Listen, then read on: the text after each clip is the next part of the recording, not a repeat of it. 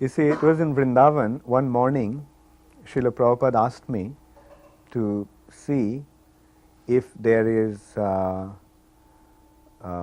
spinach, the two varieties of spinach, the green variety and the red variety. He asked me to see if we have these two varieties of spinach, if there was pumpkin, radish, eggplant, and bitter melon. So I went to the kitchen, and in Prabhupada's kitchen there was no spinach. So I went to the deity kitchen and devotee kitchen, and I was told that that was the month of spinach fast. So I went and told Prabhupada that, Prabhupada, this is Chaturmas and this is the month of spinach fast. So Prabhupada asked me, is everyone observing Chaturmas? So I got the message. So I myself went to the market to buy everything. And I went to the market and I thought I got everything. Then I came back and I told Prabhupada, I got everything. So Prabhupada asked me, what you got? So I said, Prabhupada, I got these two varieties of spinach, I got eggplant, I got pumpkin, I got radish. And then I remembered that I forgot to get bitter melon. But it was so stupid of me, like I told Prabhupada, I lied to Prabhupada, and I said the bitter melon. So I thought, just arrange to get the bitter melon, and so Prabhupada said, bring them. Yeah. So I ran out, so Prabhupada asked me to bring it. So I ran out, and there was an employee in the kitchen, in the guest house. His name was Kishan. So I gave some money to Kishan, and I said, Kishan, take the cycle, go to the market, and get some bitter melon. And so I was, I thought it'll take 10-15 minutes, And in the meantime, I went to the kitchen, I started to prepare other preps. And I was kind of, running back to the gate and kitchen and back, And then finally Kishan came back and he said that there is no bitter melon in the market. And so I already went to the kitchen, the devotee kitchen, there was no bitter melon. And at that time, I felt as if, the whole world is crumbled down on me, And I was literally praying to Krishna, like, please save me from, now I have to go and tell Prabhupada that I lied to him, that I forgot to bring bitter melon. And, like I was kind of dazed and walking back. I was kind of preparing myself. Now I have to go and tell Prabhupada. I didn't tell him at that time because I thought that Prabhupada would get annoyed with me and start chastising. And now, who knows, what kind of chastisement I'll get, And so usually what I used to do is take the passage next to the temple, the Parikrama Marg, and walk up to the up to Prabhupada's kitchen.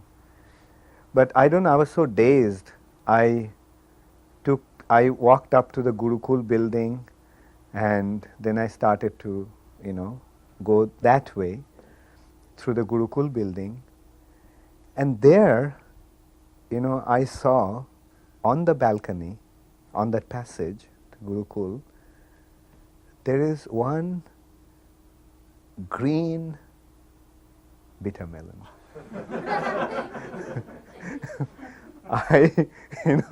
I just pounced on that and started to thank Krishna in every possible way and ran, picked up the vegetables and went to Prabhupada's room. And Prabhupada was already taking his massage. So before taking his bath, he used to take his massage. So I went to his room and I told Prabhupada I brought the vegetables.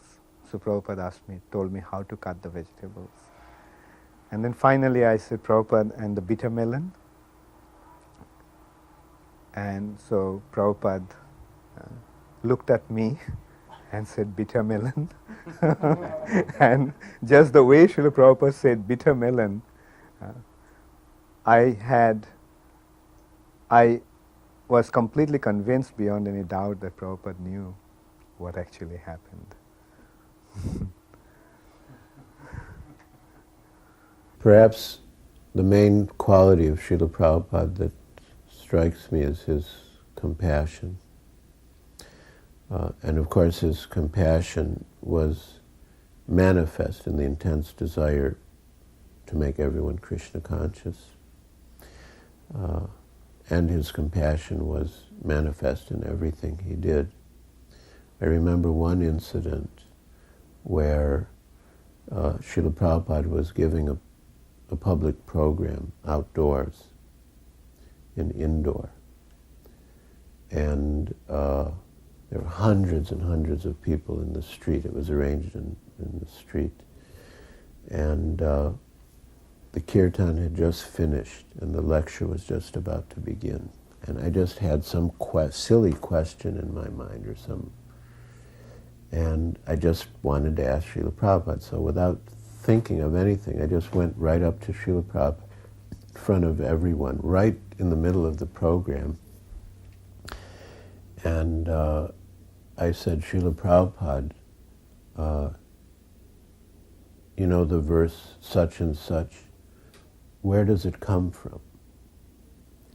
And Srila Prabhupada looked at me and he said, Hari Bhakti Sudodaya, perhaps. And then I went back and sat down and he continued with the program. So years later, I would reflect on the incident because sometimes devotees would interrupt me when I was in the middle of some activity or some thought, and I'd get very disturbed. And then I'd think of Srila Prabhupada, right in the middle of a big public program. For no reason at all, I just go up to him and ask this silly little question. And he didn't get upset at all. He very patiently and considerately answered it. So whenever I feel someone is interrupting me or intruding, I think of Srila Prabhupada and how kind he was. Madhusudana asked Prabhupada after his lecture, if prasadam is stale, is it still all right to eat it if it gets old? And Prabhupada said, simply, if you have got the faith, meaning if you don't, you'll get sick, and if you do, then of course you can take. Then he said, do you ever feel like getting married? And actually I didn't. So I said no.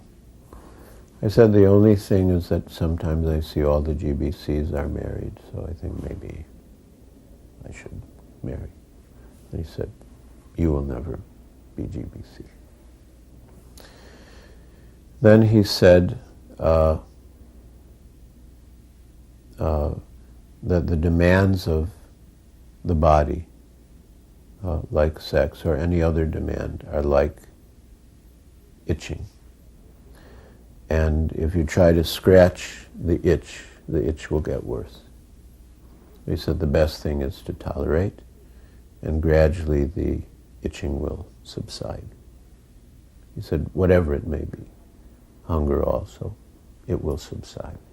So the best thing is to tolerate. So you remain brahmachari for some time, and then I will give you sannyas. So then I understood what Prabhupada wanted, and I decided without any doubt that I'll remain brahmachari.